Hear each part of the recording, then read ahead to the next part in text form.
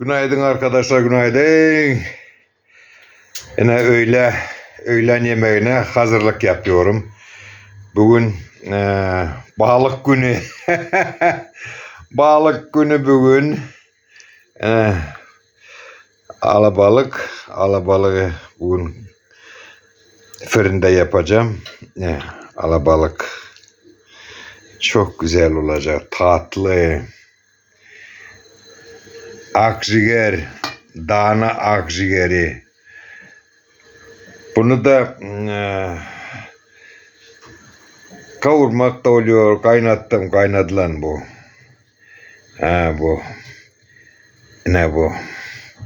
Makineden geçirmek oluyor, sonra bundan börek de yapmak oluyor. Ne salatalığa, pancarlar tayin salatalığa. Çaya, ne hamburger yapıp bu demene tayin. Poğaçalar olacak bunun içine koyacağım. Peynirleri, tereyağı. Bitti.